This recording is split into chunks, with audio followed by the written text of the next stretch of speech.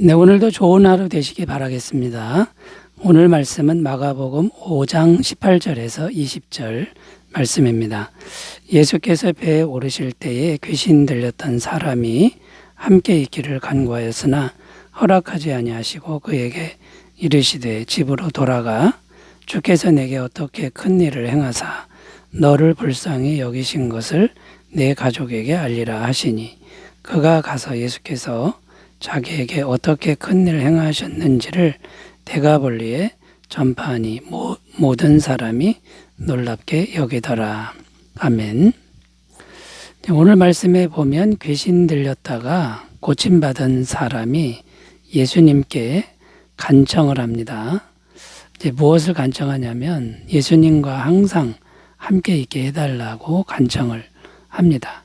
자, 그런데 예수님은 허락하지 않으시고 집으로 돌아가라. 집으로 가서 하나님이 하신 일을 전해라. 이렇게 말씀하셨습니다. 19절을 읽어보면요. 허락하지 아니하시고 그에게 이르시되 집으로 돌아가 주께서 내게 어떻게 큰 일을 행하사 너를 불쌍히 여기신 것을 내 가족에게 알리라 하시니. 자, 그래서 고침받은 사람은 주님 말씀에 순종하여 집으로 돌아갔고 또 주님이 어떻게 자기에게 큰 일을 행하셨는지를 그 지방 사람에게 전했다라는 것입니다. 자, 본문은 이런 내용인데 오늘 말씀에 담긴 주님의 마음을 우리가 살펴보려고 합니다. 왜 주님께서는 귀신 들렸다가 고침받은 사람을 돌려보낸 것일까? 그때 주님의 마음은 무엇일까? 이것을 생각해 보는 건데요. 주님께서는 지금 우리가 살고 있는 그 삶의 현장에서 복음을 전하는 선교사가 되기를 원하신다라는 겁니다. 그러니까 삶의 현장에서 선교사가 되라는 그런 뜻에서 집으로 돌아가라 이렇게 말씀하셨다라는 것입니다. 자, 거라사 지방에 사는 사람들을 살펴보면요. 어떤 사람들입니까? 이방인들입니다. 하나님을 모르는 사람들이죠. 자, 그리고 방금 전에 예수님을 떠나라고 배척한 사람들입니다. 자, 그럼 예수님이 그 지방을 떠나게 되면 복음을 전하기가 어려워지는 거죠. 그래서 예수님은 그 고침받은 사람을 그 지방에 복음 전하는 선교사가 되라 이렇게 말씀하셨다라는 겁니다. 그래서 이제 오늘 말씀의 주제는 삶의 현장에서 선교사가 되라는 말씀인데 어떻게 해야 삶의 현장에서 우리가 선교사가 될 수 있는지를 좀 더 구체적으로 살펴보면서 은혜를 나누겠습니다. 자, 첫 번째는요. 의존적이고 수동적인 신앙에서 자립적이고 능동적인 신앙의 태도를 가져야 한다라는 겁니다. 방금 전에 살펴보았듯이 귀신 들렸다가 고침받은 사람은 예수님과 평생을 함께 있기를 소원했습니다. 쉽게 말하면 예수님의 종이 되겠다. 예수님 시키는 것은 무엇이든지 하겠다라는 충성맹세입니다. 이건 참 대단한 결단이죠. 평생을 종으로 섬기겠다라고 하는 이런 결단은 내 인생을 드리겠습니다. 이런 결단이고요.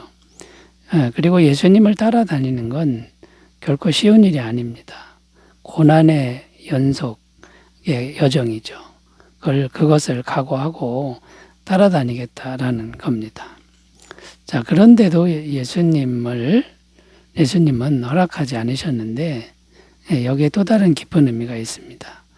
왜냐하면 이제는 의존적이거나 수동적인 그런 삶의 태도를 극복해라.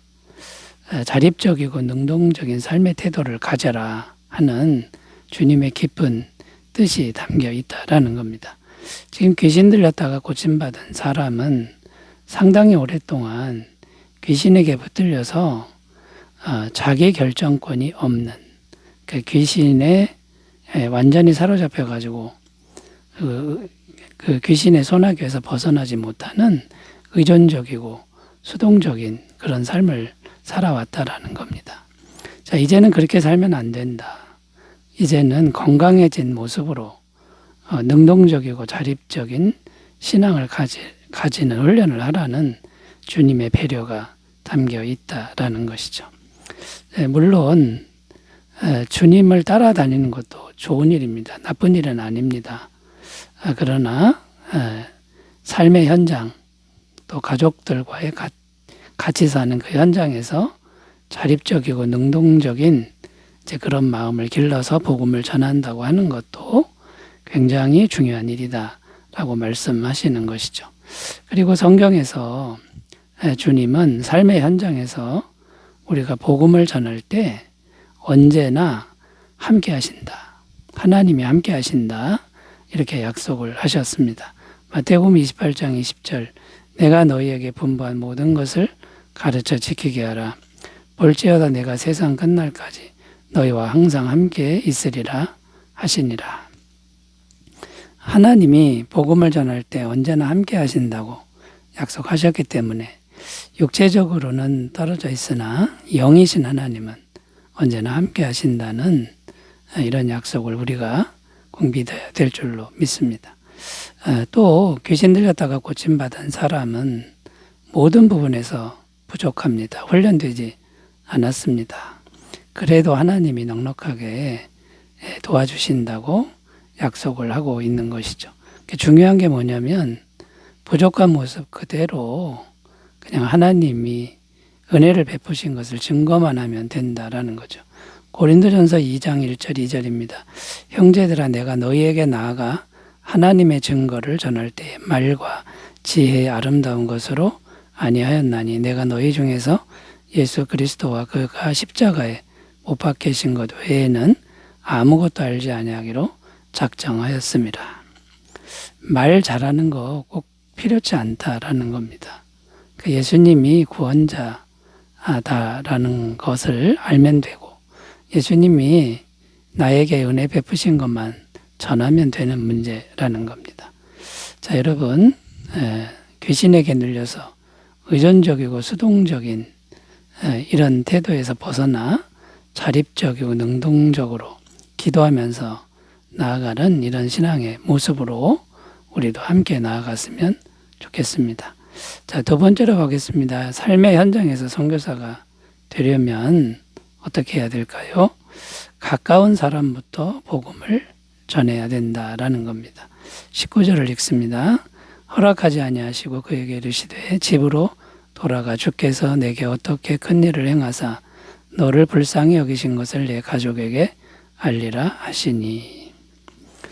여기 보면 예수님이 당부하신 말씀이 나오는데 집으로 돌아가서 가족에게 전하라 라는 것입니다. 뭘 전하냐면 예수님이 하신 일을 전하라는 것이죠. 그러니까 이게 무슨 말이냐면 가장 가까이 있는 사람에게 복음을 전하라는 것입니다. 그러면 이미 그 사람은 삶의 현장에서의 선교사가 된 것이다 라는 겁니다. 구체적으로 어떻게 해야 되냐면 늘 만나는 사람과 대화할 때 예수님 이야기를 하면 됩니다. 그 사람이 예수님을 믿고 안 믿고는 하나님께 맡기고 나는 예수님 이야기를 기회를 잡아서 그냥 하면 된다라는 것이죠. 그러면 그 사람은 이미 현장에서의 선교사다라는 것이죠.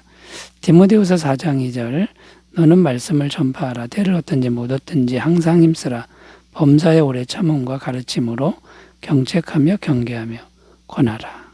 때를 얻든지 못 얻든지 말씀을 전하는 이런 삶을 살면 된다라는 것입니다. 또 늘 만나는 사람에게 예수님께 받은 은혜를 말하면 된다라는 것이죠. 오늘 말씀에서도 고침받은 사람이 예수님이 베푸신 은혜를 이제 말하라고 당부하셨다라는 겁니다.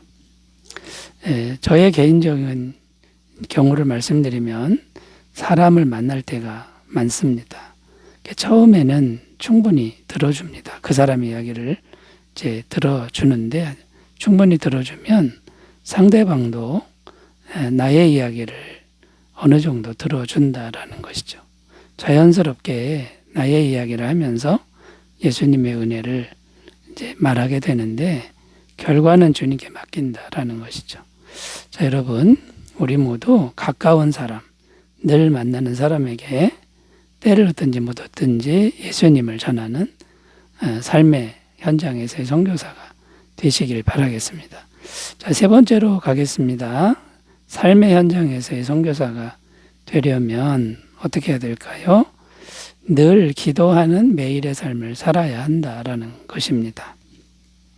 자, 오늘 본문에는 나와 있지 않습니다.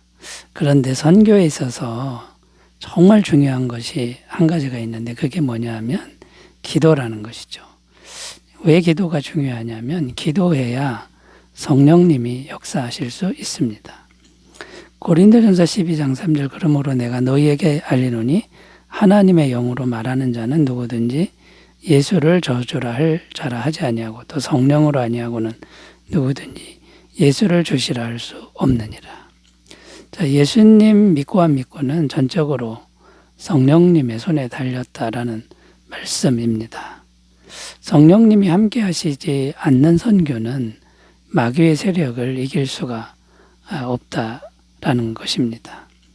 자, 선교사에게서 가장 중요한 거 한 가지를 꼽으라면 단연코 기도라는 것을 우리가 꼭 기억하셨으면 좋겠습니다.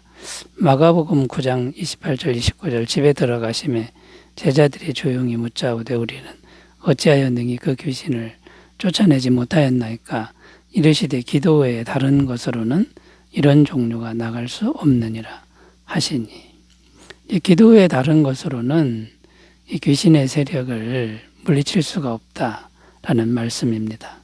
에베소서 6장 18절 19절 모든 기도와 간구를 하되 항상 성령 안에서 기도하고 이를 위하여 깨어 구하기를 항상 힘쓰며 여러 성도를 위하여 구하라.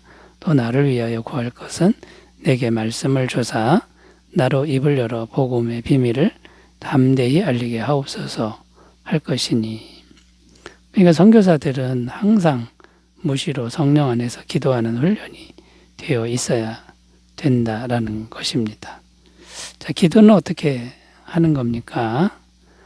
특별한 시간을 정해놓고 할 수도 있지만 기도의 원칙은 모든 일에 모든 순간에 기도하는 것이다 라는 겁니다. 빌립보서 4장 6절 7절 아무것도 염려하지 말고 다만 모든 일에 기도와 간구로 너희 구할 것을 감사함으로 하나님께 아뢰라. 그리하면 모든 지각에 뛰어난 하나님의 평강이 그리스도 예수 안에서 너희 마음과 생각을 지키시리라. 자, 그러니까 여러분, 우리가 선교라고 하는 것은요, 전적으로 성령님의 은혜로만 가능하다. 이것을 항상 기억하고 삶의 현장에서 늘 모든 순간에 기도하는 그런 선교사님들이 다 되시기를 바라겠습니다. 기도합니다. 하나님 아버지, 우리 모두가 우리 삶의 현장에서 신실한 주님의 선교사가 되도록 인도하여 주옵소서. 예수님의 이름으로 기도드립니다. 아멘. 좋은 하루 되시기 바라겠습니다. 감사합니다.